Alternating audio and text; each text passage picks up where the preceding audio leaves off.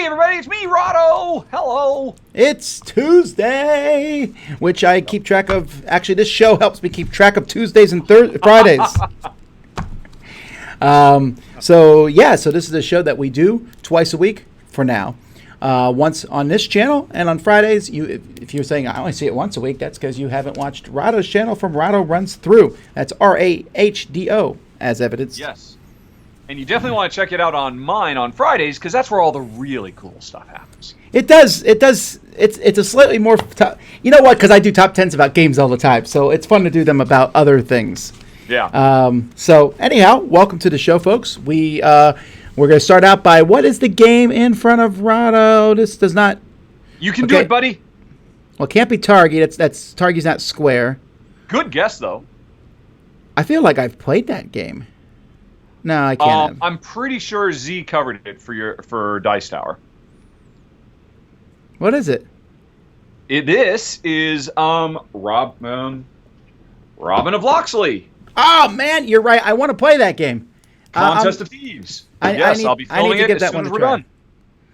Oh man, okay, neat. Well, I just played Rosenberg's other newish game, the Nova Luna. Oh yeah. That one was good. I liked it. I didn't love it. I liked it a lot. But I mean, what's great for me though is this unlocked for me this cool thing. So I have my kids, the way that they are age-wise, I call them Team A and Team B, because there's a bit of a break in between, right? Okay. And so Melody plays board games, pretty much anything, heavy Euro games. She likes heavier stuff than I do. And then my second daughter doesn't play anything. My third daughter likes very specific things, like she likes escape rooms and anyway, stuff like that. Yep. And then the next three girls, I played kids games with them because they're younger. So I'm like, okay, this is my kids game group, and then Melody is my other game group, and then party games, whatever. And so I took Nova Luna home, and I thought, well, they're 12 and 11. They should probably be able to play this game, right? Sure. So I played it with them, and my daughter, who was 11, was like, this game is so logical. It's so fantastic. That's fantastic. This makes you think. And they played that, and I was like, huh. So I had a Queen game called Zen Garden. We played that, and I got that, and I was like, I have another game group. So that was exciting for me, right? Although it means I could see a point where I'm going to have a harder time reviewing kids' games. Although I still have my son, who's 6. You still have the boy. I do. He's promising. Playing games with him is a tough gig. I mean, he wants to win, and he's very, very particular about things. We do great with co-op games, Okay. but we'll work on it. We'll work on his poor sportsmanship. Anyway, I was just excited about it, and now I'm sitting around going, I could teach them Ticket to Ride and Carcassonne, and I have all these, all these games. These guys have seen nothing. It's a whole new world. Yes. So don't you dare close your eyes. Especially if you're on a flying carpet. I've always thought about that. Wouldn't you be scared to death on a flying carpet? I mean, to me, if you were on a flying carpet, it sounds pretty cool, but I would be sitting there the whole time like, if I just tilt a little bit, I'm falling off. I know. I would be gripping frantically with a death grip on every corner of that thing. Jeez. Doing loop-de-loops and all kinds of stuff. Yeah, there's no walls on it. Now, if you fall off in a cartoon, it will always come down and catch you. That's fair. There's that. So, all right. All right, folks. So each day here, or each time we do this show for the foreseeable future, we take a look at different game mechanisms. So today is easily one of the the largest groups on Board Game Geek, and that is area majority influence. Yes. To the point where this, actually, in my opinion, should be 2 different groups. This was my big question I wanted to ask about this, because it used to be, right? And there was a clear delineation between majority and control or influence, or was it area control and influence and majority were two subsets of it's weird that it's all just conglomerated into one now. And My you whole would think life- that was a mistake, that Jeff blew it. And he should hand in his game tech badge. There's a possibility that you are slightly exaggerating my thoughts on the subject, but I did a top 10 list several years ago with Rodney Smith and Stephen Bonacore, and I called it area control, and I was expecting it to be area influence, because in my mind I call them, or area majority. I call area control that, and they were picking things like many of the things on this list, and I said, well, that's kind of just a war game. That's not really area majority, and I realized they're two different things because I kind of chewed up by people. Then educate us, Tom, because the official description on Board Game Geek for area majority / influence is multiple players may occupy space to gain benefits based on their proportional presence in the space. In El Grande, for instance, players earn their score in a region by having the most caballeros in the region. And then for an overview discussion of the popular game, see this thread. So Sure, but then look underneath that. See the micro badges? There's area control and area majority. So I agree. Area majority is like El Grande. It's probably the most famous game in this regard, where you have a bunch of stuff in an area, and whoever has the most controls that area. Yeah. I do not believe that then goes out into I'm controlling the board. That's a very different thing. Like, I conquered your kingdom. That's not area control. So let's take a look at the games, and I'll show you. So yes, I already have them here. And I do too now. 5,086. Let's get going. We got a long list to hit here. So Carcassonne is actually, this is part of Carcassonne, because if you have multiple people in the same city or same road and you manage to connect them, whoever has more wins. It's a little trickier because this is something that may or may not even happen in your Carcassonne game. It's not a big part of the game. I mean, usually you have to work hard to make it happen. So, I've got my city, and you've got your little city, and I'm just going to sneak in here with a coroner. You can make it happen, but, I mean, it's not the exception to the rule, but it's certainly, I mean, I don't know, maybe amongst really hardcore, cutthroat Carcassonners, it might be, but, Jen, I found, I guess usually it's pretty easy to connect roads, and then have that resolved by your, whatever they're called, the highwaymen or what have you. But, grabbing those city tiles, it's an interesting thing, and it could certainly be a big part of the game. But, yeah, I mean, I have to admit, I was surprised when I sorted, and it's the number one because most people own it. And I'm like, yeah, I guess so. It doesn't really feel like it to me.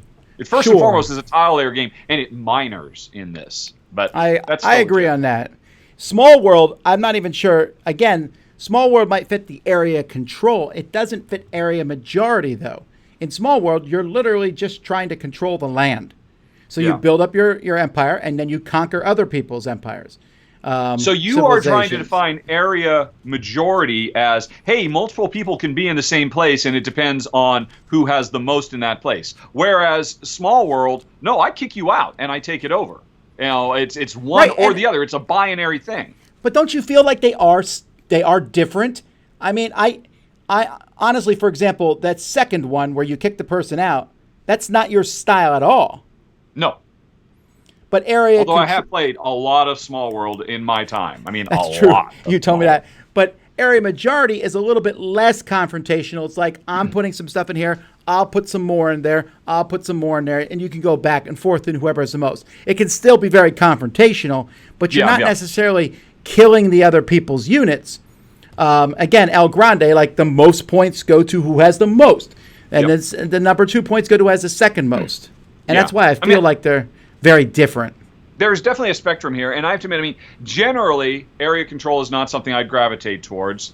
Although, when I went to my own collection and did a search based on area control, and I've got a lot of area control games in there, I think, for my wife and I, as Care Bears, we're much more comfortable with it when, hey, you know what? We can have shared occupancy of a given place, and yes, whoever has the majority will get some particular bonus, but if I moved in and I put my foothold here, but then you move in there as well, and then you've got 3 to my 2, I'll still get something for my trouble. And I very much appreciate that. I mean, it really softens the whole experience. But it still allows players to have that kind of competitive edge. No. I mean, I can see you're pushing forward. I'm going to push harder because only one of us can be king of the hill. It's interesting. Officially, the progress tracks in something like Zulk and the Mayan calendar, strictly speaking, those are area control things too, because really, whoever has gone farthest up that path has majority on that path, and they get a reward that's higher up the path. I mean, I don't think anybody would consider it, but functionally, it's the same thing. The only difference between that, I mean, yes, it's functionally the same thing with the exception of if you have tracks, and yes, you could say, well, that track could just be a spot on the board, and you throw them in and whoever has the most. It could. But with a track, you can also have certain points. When you reach this point, you get a bonus. When the first one to reach this point gets this token, what have you. And because of that, yes, you could technically do that with an area and just write it all next to it. But I think there's a slight difference there. Oh, yeah. I mean, in the same way, there's a slight difference between control versus majority versus influence, I suppose. I would argue it's a bigger difference. But, like, for example, It's a difference in presentation more than anything else. I don't think Scythe fits it, but Twilight Struggle is a really interesting one because it does do it it's one of the few ones that does it with 2 players because you're putting a bunch of area control in these regions. So I add 3 and you add 4, and whoever's higher wins, but you have to be, if you want to control it, you have to be higher, than the other person by a certain number. Yeah. And so that's definitely... Which I always very much appreciate. That's something, as a 2-player gamer, it drives me nuts when publishers have, what are progress tracks? Is progress tracks going to be on this? Because I feel like I want to talk about progress tracks for a half an hour. Okay, well... We'll save that for somewhere down the road. I'm going to go down here and see if progress tracks is on this thing. I don't even know what those would be called. There's no progress tracks here. Let me see what else could you call them? Well, if not, I'm going to call them area majority in track form. Well, there is tech trees / tech tracks. That might be different. New actions... no, this is a tech tree thing. Okay. What do you call those when you progress along a track? If they're not on this list, I think Jeff missed a trick. Don't you say that. Blasphemy. How dare I? I'm attacking a member of the network. There's like hundreds of mechanisms. Fired. There's like hundreds of mechanisms here. We're going through one at a time. I'm sure it's in there. I'm not even looking at them ahead of time. I'm just... co-author. Oh, okay. Let's go back to... I really don't know. We've still got 4,987 games to talk about here. Oh, no. I'm gonna slide. So a lot of these are just attacking games, like Memoir 44. Yeah. It's just a war game. So let me go down to some that are actually area control on this list. Dominant species, maybe. Man, most of these are just war games essentially. Samurai is What is a war game if not a battle for control of an area? That is kind of what war is. No, I agree. Okay. But then I feel like it's too broad. That's why I'm using the term area majority. Okay. Then I'm sorry. Rewind a little bit because you started to go down this road. I sidetracked it with progress tracks. What is your definition? Your narrower, more focused definition of area control versus the broader concept of we just fight. My thing would be there are certain points on the board that you are trying to have more influence or tokens or power in those spots than other people. Okay, so that would rule out that would rule out Kingdom Builder, right? Because that's just a grid. We're putting our houses down. We're trying to create patterns and whatnot. Yeah, I don't even know how that one made it in this category. But I'll say this. I'm not arguing that these games shouldn't be in this category because this category is so broad. Yeah. I'm just saying from my more narrow area majority, which to me is something that if you like one of them, I think you'll tend to like a lot of them, but you may not like the other games here. Like if you like El Grande, I don't think you'll like Blood Rage. Mm-hmm. Or Kingdom Builder, for that matter. Or Memoir 44. I just don't see the correlation there. But like the next one here I'm going to talk about, Samurai, is area control, although that does it in a different way. That's where you're surrounding different spots in the board. And then whoever has the most spaces. Yeah. Right, and then the most influence on that space will win that licorice token or whatever it is. I always felt like they were a piece of licorice. They do look tasty, I have to admit. Then some games Who has put one of them in their mouth at some point while playing Samurai? I'll cop to it. Really? I wish I was just eating some black licorice right here. I would have showed you a piece. Oh well, I actually threw it away because it was too hard. But there's a lot of these out there, and Gaia Project's on the list, so maybe your thing is right. Gosh. Tiny Epic Galaxies is on the list, and that is the very definition of what I was talking about before. Tiny Epic Galaxies just puts a whole bunch of progress tracks for you to chase up on. So if Tiny Epic Galaxies is here, then every game with progress tracks has to be here. Which again argues that this shouldn't be here, and it argues that maybe this particular category needs a slightly clearer delineation because it's very, very broad. It really is broad. I really like seeing Spirit Island on here because it's cooperative, and that's very, very cool.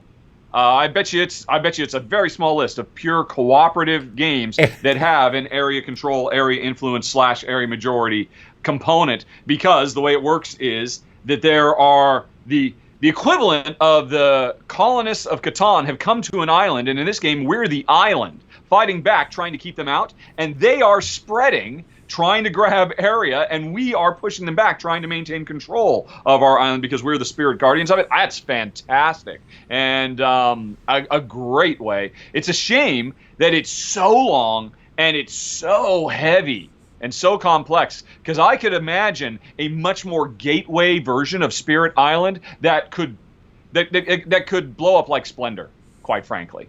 Yeah, well, I mean, it's really doing well. Spirit Island is doing better than it has any right to do for its complexity. No, I don't mean that any slight against the game. There's a lot going on in it. Not only is it a lot of rules, but it's a hard game to learn how to play well. Yeah. And yet, despite that, it has been on a slow upwards burn for the past several years. People are really enjoying it. So, and they just announced another expansion for it that adds a ton more stuff. Kahuna is another area majority game for 2 players. Have you played that one? That is Tropical Islands, right? Is that the one where you're putting sticks between islands? Right, and once you have the majority of sticks on the island, you kick off your opponent's sticks, and that can cause chain reactions. Yep. So that's definitely area majority. I still haven't seen El Grande on this list. That's because it's an older game, and older games are. Well, we have it sorted by number of owned copies, right? Sure, I thought it would be higher. Is it going to even hit the top 100? I guess Smash Up is. You know what that means? It is due for a brass style super deluxe makeover. Yeah, I've thought about that for a while because I like El Grande, but man, oh man, it's not a pretty game. Yep. And design has moved on. I bet you at this point they could come up with good 2-player rules for it as well, and make it give it a broader range. There are definitely games that have proven that can be done. And you'd still be able to play the classic way and all that. I mean, I guess that's the difference between Brass Lancashire and Brass Birmingham. Trois is on the list, which I love, and I would say that's a valid thing because there's all those different houses, and when I push one of my meeples in, inevitably the meeple that's been there the longest gets pushed out, and then suddenly I've got majority, so I get more of the dice that house represents. And to me, that's a great example, because even though that was kind of an aggressive move for me to do to kick you out, hey, if you still got somebody there, you're still getting other stuff. I mean, to me, the binary nature of it's all or nothing, and I put so much work here, and then you came along and just did one tiny thing more than me, and you get everything and I get nothing, to me just makes so many area control, influence majority style games just a non-starter. Unfortunately, again, the problem with this system that Jeff and co put in play is they put it in play after there was already 180,000 games in this thing. Of course. It would be a whole lot easier if it came now and it went through to the mechanisms jury, of which Rahdo would be on board, and they'd be like, all right, what are the mechanisms in this game? And they'd be writing it down, and they would argue over it, and we will now classify this as area majority. No! I like to write the... What do they call it? The minority. The minority report? Dissenting. No, the dissenting. The dissenting opinion. Dissenting opinion. I'd probably have a lot of dissenting opinions that I would be publishing, and they would get viewed as much as most do. Manhattan is a good one. Now, one of the things we get asked a lot or I get asked a lot, is people ask, what's a good area control game for 2 players? Okay. Well, on this list, Carcassonne the Castle. Not that that's fair because it's impossible to get, but oh my God, Carcassonne the Castle is by far the best Carcassonne has ever been. And I know you're a city man, and that's fine. City is fine. It's got those nice little walls, but which also works great for 2 players. Yeah. But no. Okay, I'm going to stay on area control. I'm going to focus on area control, and what I'm going to do is I'm going to go over to ranked. I'm just going to go. I'm going to do an advanced search and look for everything I've got, and I will tell you I know my highest ranked area control game is going to be Trois, because that's in my top 10 of all time, and it is amazing. But when you say 2-player, do you mean, a 2-player only game? Well, I don't necessarily mean that, but I will recommend this one here. People may not have heard of it. It's called Sun Tzu, although I believe the first name of it was something else, Dynasties. This is from Jolly Roger Games in the past, and Matago did a reprint of it. And this is very much like El Grande, but with 2 players. Off the top of my head, I'm still getting to where I can search for all of mine, but it's a 2-player only game, and I love it to bits, and it's a shame it isn't better known. The Institute of Magical Arts from Steve Finn. It's a battle line style game where you and I are on opposite sides of a bunch of cards that represent basically Hogwarts characters without using the Harry Potter franchise. They made up their own magical institute. And every round we roll dice, and I can see the dice you've rolled, which represents influence you can put on these different professors and artifacts and stuff like that. So you can see what I've got to spend, but I play cards face down to each of those dice, and you do at the same time, and we reveal, and you think, oh yeah, I had that 6, and I was probably going to really try and lock down Professor Snape-esque character, and nope, I went completely on the opposite end and used this over here. So there's a lot of mind games, but it is all about who can distribute the most influence to grab these cards for set collection purposes, vid carry point collection purposes. It's great. There's so much double thinking that goes on because I know half of what you're going to do as you try to exert your influence on all these areas, but I can't be certain until everybody reveals their cards. And simultaneous reveal is one of my favorite mechanisms of all time, just because there's so much drama to it. So that's an easy one. I love that one. All right, I show people a picture of it so they can see it. Yep. Well, to me, El Grande is still one of my favorite in this category. And I finally found it. I must have zoomed by it. Someone said in the comments, sure. Yeah. It's so ugly I looked away and missed it. Which is very, very possible. This is the area majority is one of my favorite things because I like, especially, and again, this doesn't necessarily affect you as much because like in a 3 or 4 player game, I like if let's say you and another person are fighting over it, and I'm like, I'll just throw one guy in there. I'll take third. What do I care? At some points, it's better than none. I've always liked that mechanism because second everywhere could be first in the game. And I've always thought that's a fun strategy. Yeah. Well, it's an argument for how area majority control style games are implicitly more interesting at higher than 2. Because you'll always have that situation, whether you're going to jump in to get that 3rd point or not. The fact that 2 players are squabbling over some portion of the map means you're winning because you are unimpeded and you can go off and do your other stuff. But having not played really pretty much anything that's not 2-player, is that a problem?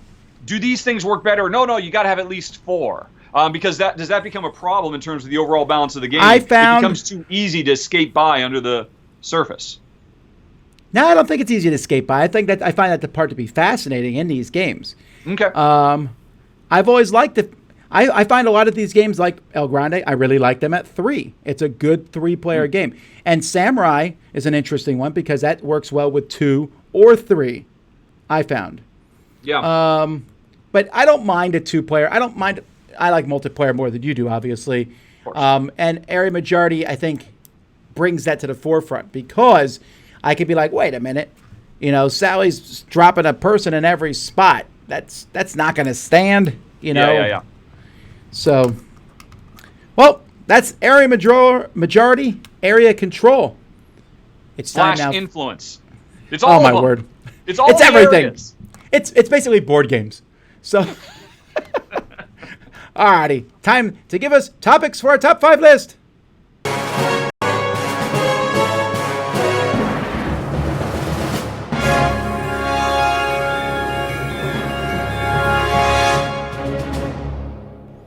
And you're right, someone at the very last second mentioned Blitzkrieg, which is a great 2-player area control game for sure. Oh, okay.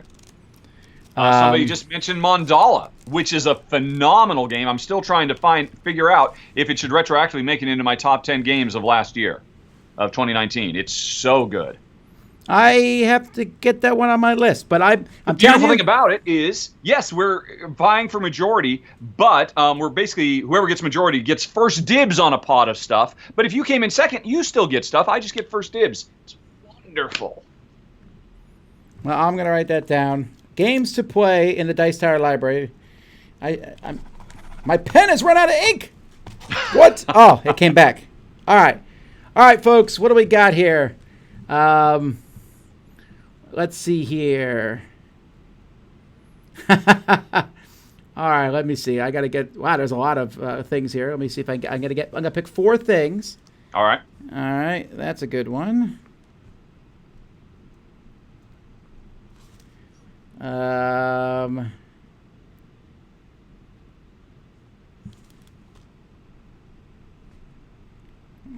That's a good one. So, man, people are this.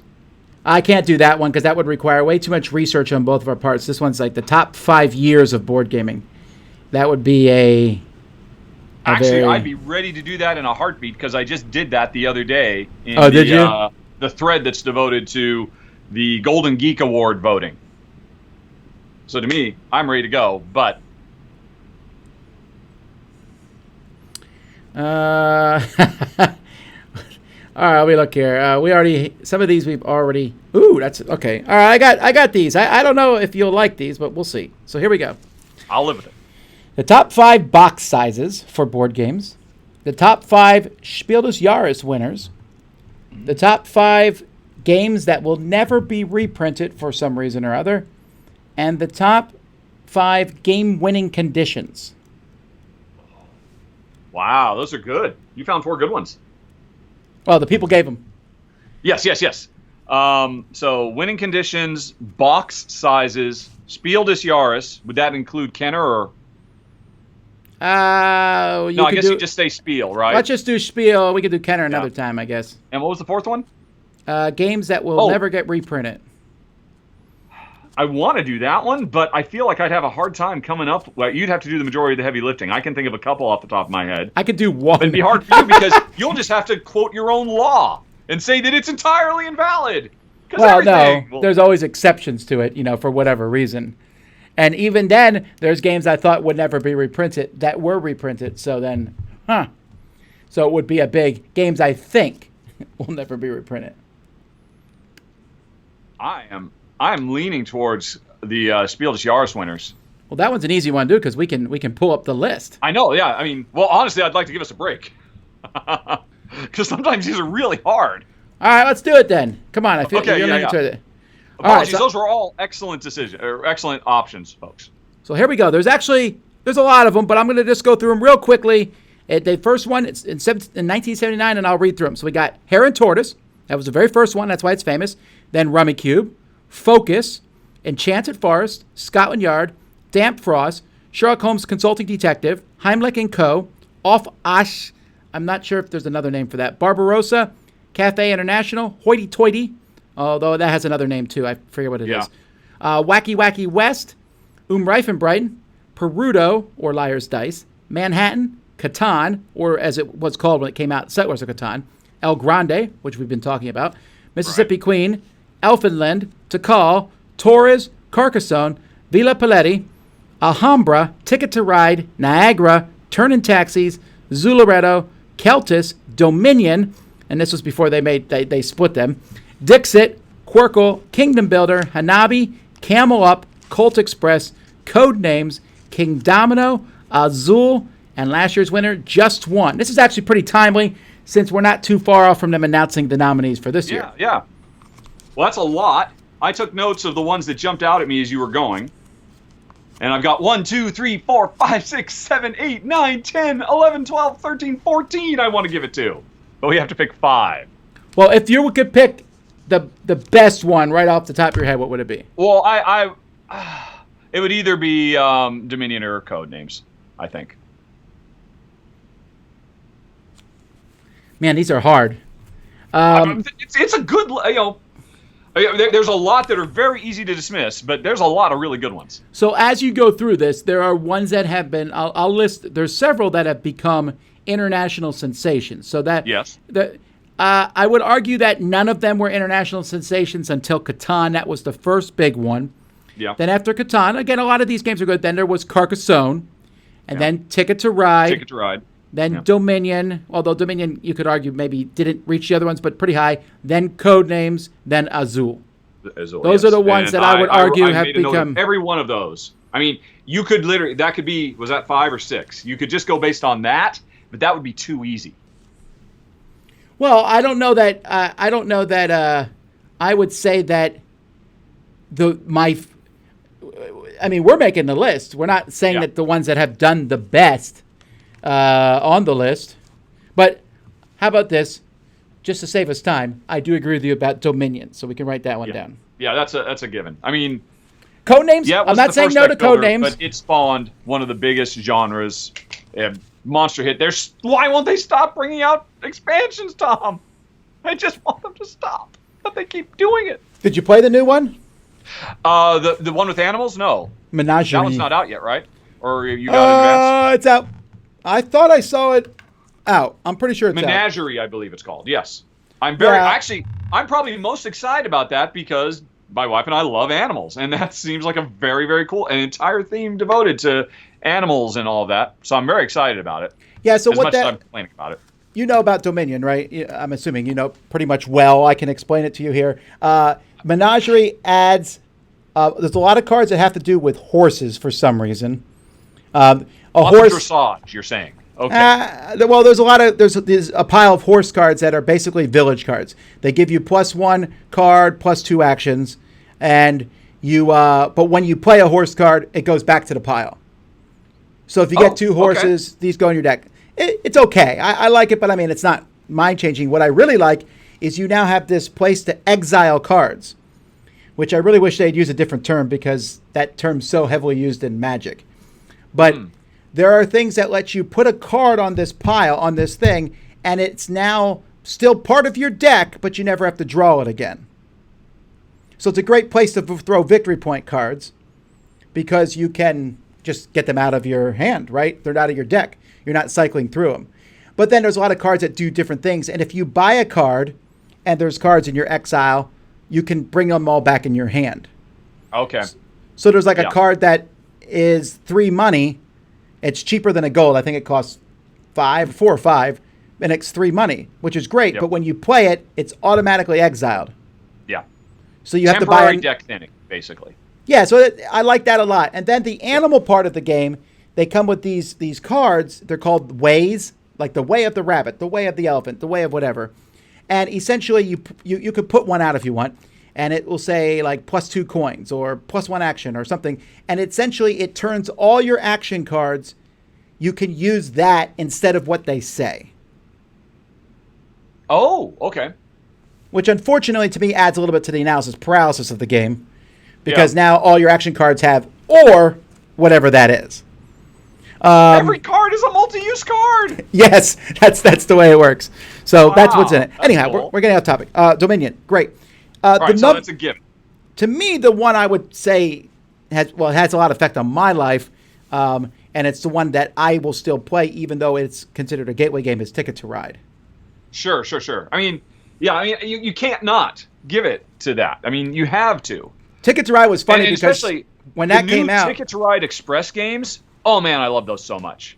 Aren't they? They're like a little taste of fun, and then you're done. Yeah, I mean, those have rekindled my passion that I thought had long cooled for Ticket to Ride, and a great example of it reinventing itself for a new generation, I guess, of gamers.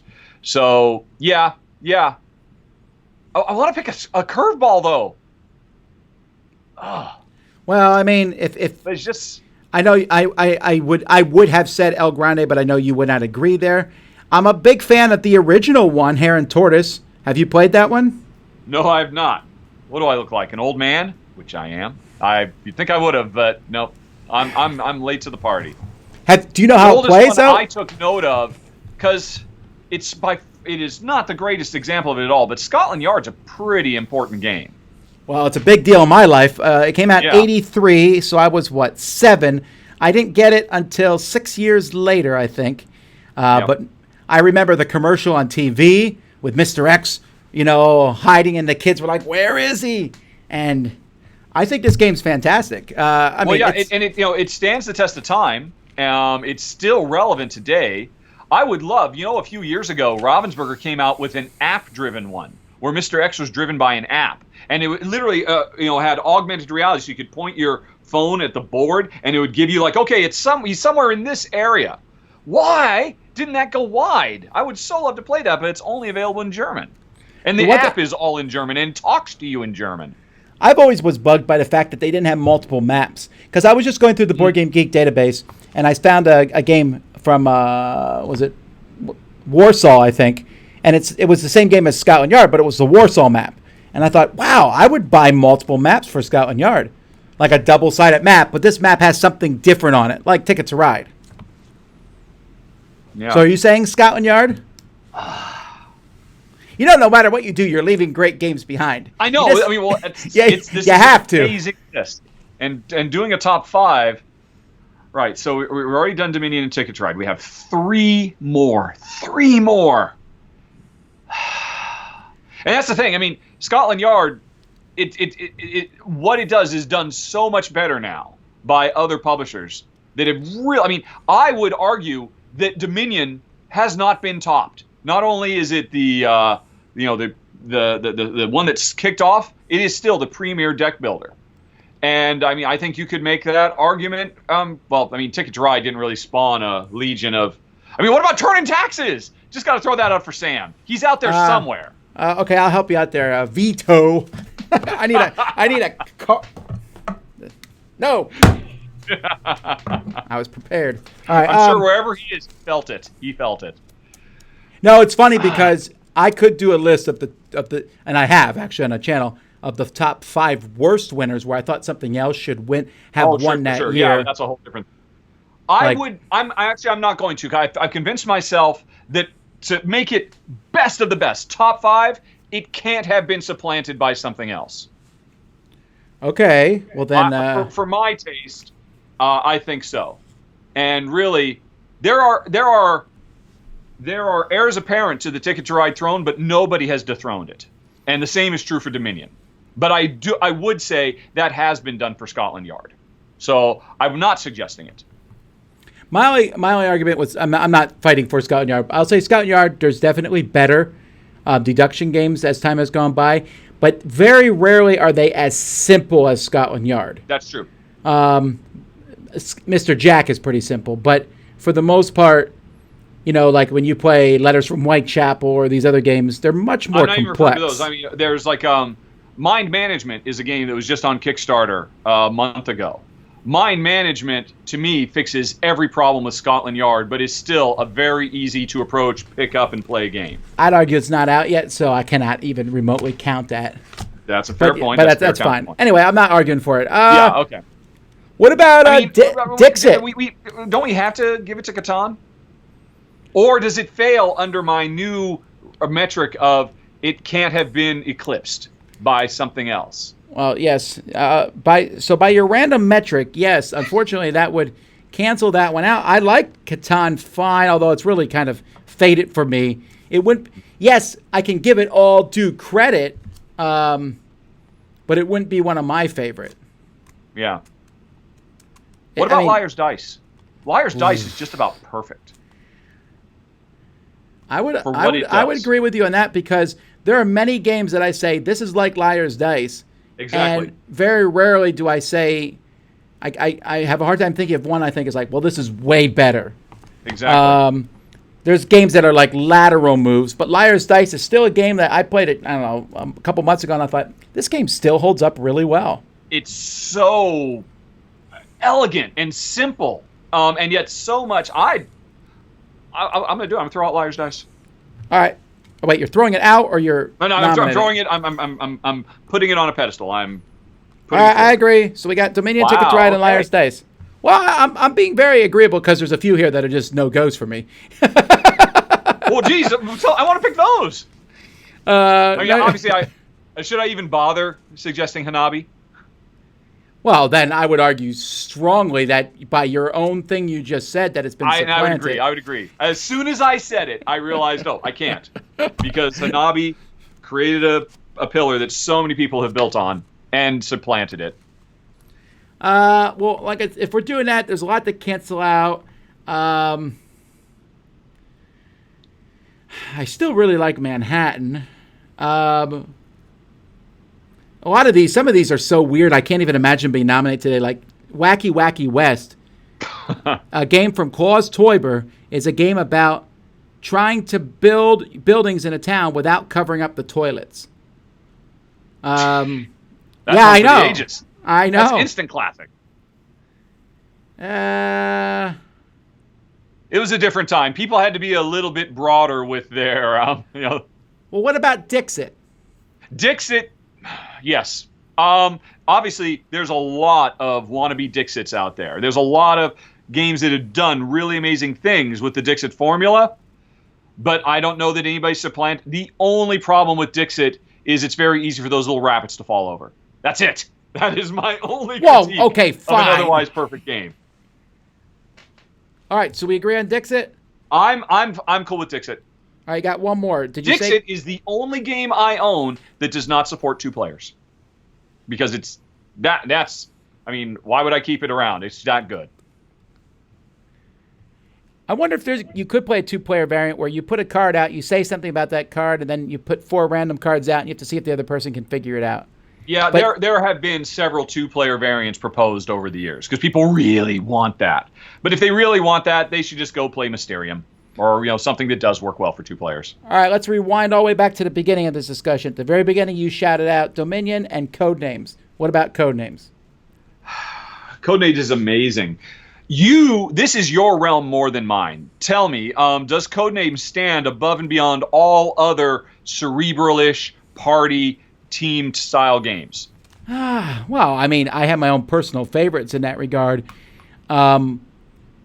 Codenames is amazing because it plays. You could play very strong cerebral 2 versus 2, or you could play a group against a group. It's also spawned a really good co-op 2-player game. Yeah. And it's being made into what do we got? Marvel, Harry Potter, Disney. Simpsons, Disney, Pictures, and people will be playing Codenames 100 years from now. I actually have a Codenames. I have in the Dice Tower library. I got a Codenames Blizzard. It's based on Blizzard video games. Based on yes, so it's actually not a published game, although it is published. It is published. What happened is, at Blizzard they published this game for all their employees, so you can't buy it. But the guy who put it together gave me a copy for the Dice Tower library, so there's no UPC on it. But it's an actual game, and it's really fascinating because it has a lot of Blizzard terminology on the cards, right? So if someone at the table says, "I don't know what that card means," you just flip it over, and the other side is a card that might have to do with a Blizzard game, but something that everybody would understand, like That's Worker cool. or something like that. I honestly, the only reason I would hesitate is because we're leaving something else that's more important. We've got Ticket to Ride, we've got Dominion, we've got Liar's Dice, we've got Dixit. This is our last one, Tom. I know. I would argue that Carcassonne has been supplanted. Catan has been supplanted. Yes. Azul is slightly... It's too new. It's too new to say. Azul is very good, and I would say in 3 or 4 years, we could easily say Azul. And there's a lot of great games on this list that we both like, but the only other one I think I would potentially put above Codenames would be Sherlock Holmes Consulting Detective. Oh, supplanted by, oh my word, I'll never play it again now that Chronicles of Crime is out. Well, you know what? Actually, if for no other reason, I guess I can't give it to it because it is such a buggy product. It is so riddled with mistakes, and every re-implementation they do every 10 years ends up with a whole bunch of new typos that make it impossible to solve cases and whatnot. So yeah, I guess okay. Then Codenames done. Time's up anyway. We got to finish this at some point. Yes, all right, yes. so we have I'm sorry, Dominion. I thought that was going to be a really easy one. Ticket but I to guess Ride. actually having a list in front of us makes it even harder. You're the only person I've met who argues with themselves. Dominion, Ticket to Ride, Liar's Dice, Dixit, and Codenames, in our opinion. All right, let's jump to questions.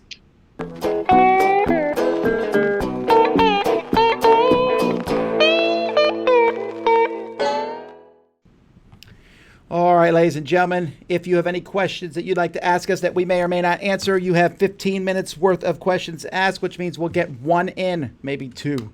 Or you can spend 15 minutes telling us we just got everything wrong. So let me ask you this while we're waiting for a question. When you eat dinner with your wife, is there a lot of conversation? Is it quiet? Or is there dinners that are one or both? In my younger days, dinners were an opportunity to talk about the issues of the day. Ever since I stopped working out of the house and I stay home, we actually have dinner in front of the TV now. Okay. I tend to read a lot during dinners sometimes. So, all right. Oh, here's a good one. What level of game difficulty do you prefer most often? So I'll twist this and add some caveats here. So, for example, with a cooperative game, like, do you want it to be a game that's easy, where you just barely win, extremely hard? Like, what level do you like? So we're talking only cooperative games. This is a really easy thing for me to do. There's a couple of things that are very important. One is I want a high level of difficulty, but in a perfect world, it is a difficulty level that spikes repeatedly throughout the game. Unlike, say, Ghost Stories, that just says, oh, you're dead from turn one, and it's only going to get worse from there, and just get more demoralizing. And if you're lucky, you can pull yourself across the finish line. That doesn't work for us as well as Pandemic, because Pandemic, you'll be on a roll, everything's going great, this is all perfect, and then the one card that should not have got drawn, and suddenly everything is full on panic mode. And okay, we have to put everything aside, and that roller coaster, when done well, makes for perfect dramatic co-ops. So I prefer them to actually to have incredibly difficult spikes. That they come in and we just terrified, oh, we can never survive this. But then we do push through the other side, and then we get a breather, but we know the next spike is coming. Well, okay, so I'm going to take a slightly different tack. I prefer my co-op games to start easy, and then if you beat it, you're like, oh, and then we can make it harder. Sure. I want to play a game where I have a challenge, but I feel the whole game that I might win. And if I lose, I'm fine. If I felt like I could have won. I do not like this nightmare difficulty that games have where you're not going to win, or where a game starts really hard and they're like, you thought that was hard. And then you have to go online and the designer will go, well, some people have complained, so for those babies, we've offered this pacifier set of instructions, and that always bugs me. It's really hard. I want to get more people involved in co-op games. It's really hard to do so if they're going to get massacred in them. And that's why Pandemic is a great one, because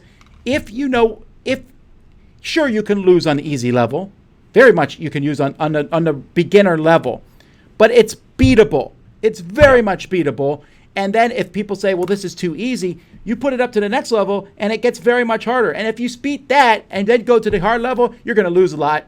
And to the point where every once in a while I'll see someone on the internet go, this expert Pandemic, it's too easy for me. I feel like one of two things is happening. Either they're playing a major rule wrong or they're lying. Because by very nature of mathematics, on the hard level of Pandemic, you will find yourselves in non-winnable situations. Yep. It's a hard game. Yep. I think probably the most important thing as a developer working on a co-op is, if you lose, if the players lose, it's okay if they feel like they know why they lost. They feel like, oh, that was on us. If we had just done this and this, it would have been a whole different ball game, because then you're enthused and you want to jump right back in and put that to the test. A co-op game where you feel like, God, I don't know what we could have done. I mean, we were doomed from the start. That's a problem. So you can have all kinds of difficulty levels, just as long as players get that feedback so they know where they misstepped and they're excited to go back in. All right, Martin says, after how many plays do you know if a game is in your top 100 games? So, why? Right, I was thinking. For me, it's not even how many plays. It's after I play the game. If I find myself thinking about the game, like I'll be the next day or somewhere, I'm walking around and I'm thinking about it, and then later someone talks to me about games, and I'm like, I got to tell you about this game. And then maybe I wake up or maybe I think about it before I go to bed. Or if it's constantly in my thoughts, that means that game really grabbed me. And now there are games that do that necessarily won't make my top 100. They just games that make you think, like this War of Mine.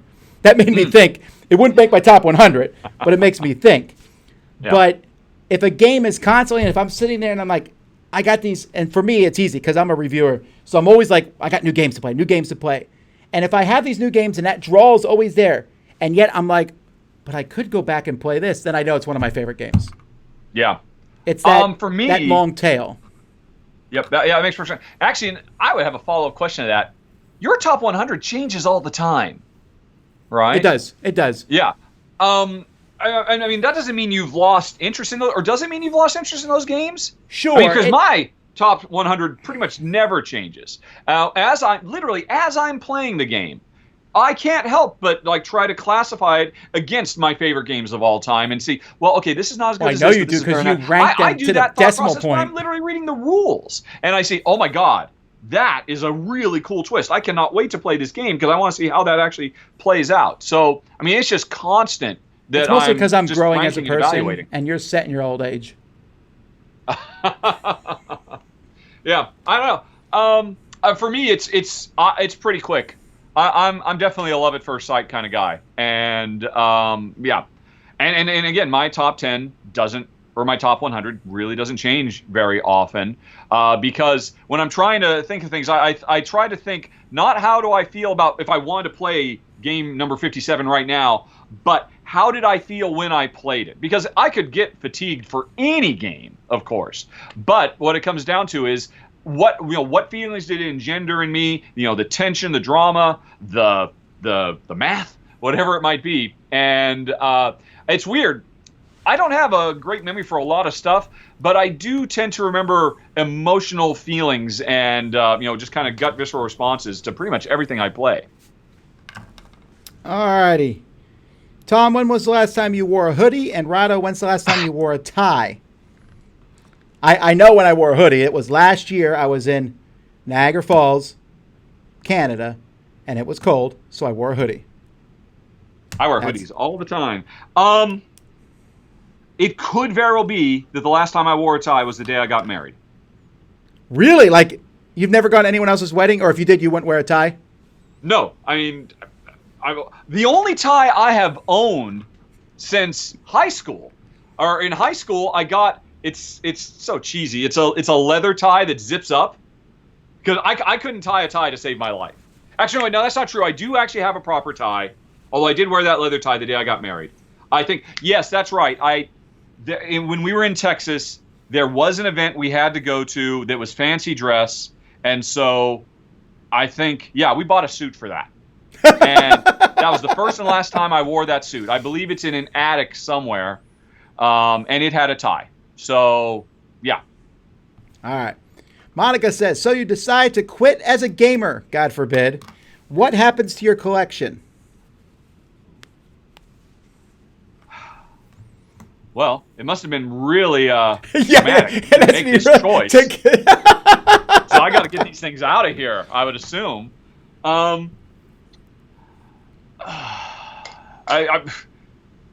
what would I do? What I do, I mean, I obviously, like Tom, I get an influx of games. I know you just a couple of times a year do like a big flea market thing at conventions, right? Sure, but that's easy because I don't really want those games that badly. I would do something different if I was getting rid of my games. So while you're thinking, I can tell you this. Okay, what would you do? I don't know. I would, first of all, I'd go to my kids and see if they wanted it. If any of my kids, if they, not to sell, but if they wanted it. And if they didn't, then I would say, is there a convention that could use it?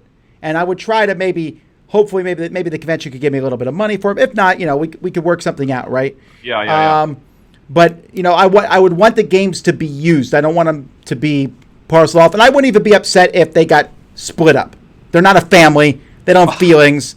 It doesn't all have to go to the same place. But I want someone to get them. And if that didn't work, If none of those things work, then I would say, okay, I'm going to work really hard. I'm going to sell them for the highest price possible and use the money for whatever my new hobby is, apparently. Yeah.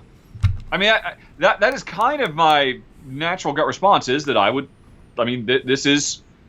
probably surrounded by tens of thousands of dollars worth of cardboard right now, which is ridiculous to even think about it, but it's true. And your address is where? Yeah, there are websites, Tom, devoted to this. You put in your BGG, and it'll tell you what the going rates for everything is. And it's shocking when you stop to think about it. So either I would do it depends on why I quit. Because, if I'm now bitter, I might say, okay, so I just want money out of all this stuff. But I think the other thing I would do, like you said, you would want to give them to friends and family. If I'm feeling generous and it's like more of like a cleansing thing, or it's like a positive thing, I would put out the word to anybody who has ever supported my show. Because if I'm getting rid of all my games, my show is ending as well. And anybody who's ever backed me or supported me, contact me, and here's going to be, oh gosh. But then, if I say, it's a low stakes auction, it would just get back to high stakes again, and that would kind of defeat the purpose. Would I gift them all? I can't gift them all. I have a niece and a nephew who are starting to get into games, and I'm starting to send games to them, but they can't take all this. Yeah, I think, honestly, it's such a tough choice. There is a guy who visits us every 6 months. He sells used games at conventions all up and down the Pacific Northwest. He goes to all of them, and I would say, hey, take them all. Take them all.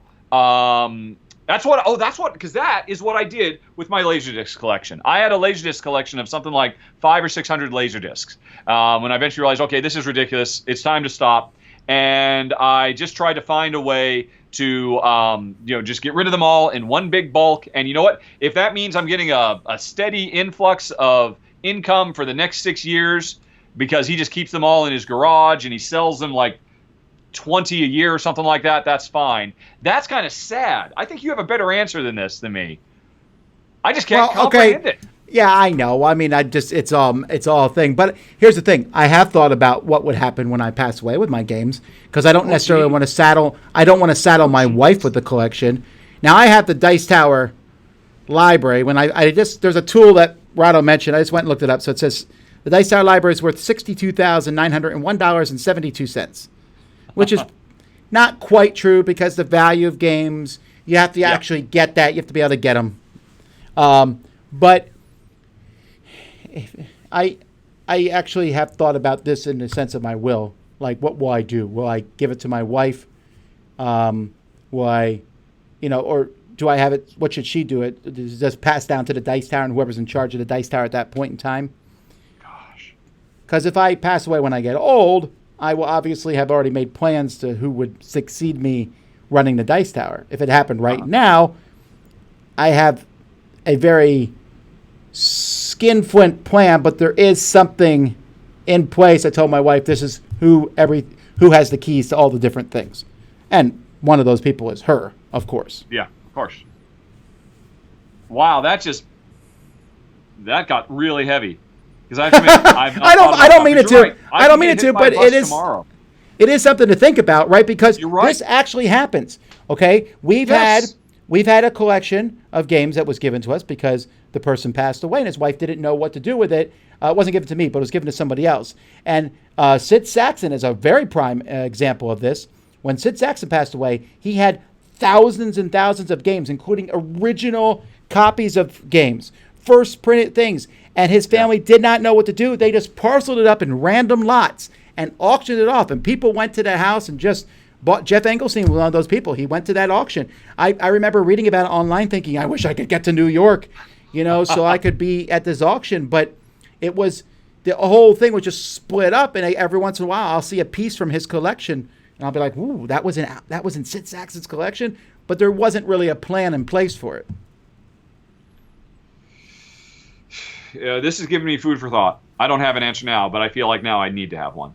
All right. Well, maybe we'll come back to that next time because our time is almost up here. Hey, all right. So before we go, is there anything people should be checking out from your channel? No, nothing going on at the moment until Friday. Otherwise, I'm just going to be putting out new run-throughs. Yeah. I think I went through a spate of live events and whatnot, but I think things are calming down. I'm just getting back to my day-to-day. What about you? Well, tonight I'll be on the Dice Tower Live Nightly Chat. Roy's doing a showdown thing of sorts going on tomorrow. And then we have on Thursday, we're doing our top 10 most important games of all time. And then Friday, I'll be back on, not this channel, Rahdo's channel, Rahdo Runs Through. We'll be doing this all again. Hopefully with a game category that's slightly less stuff going on. Anyway, until next time, I'm Tom Vasel. I'm Rahdo. And I'm deep in thought now. Think. Yeah.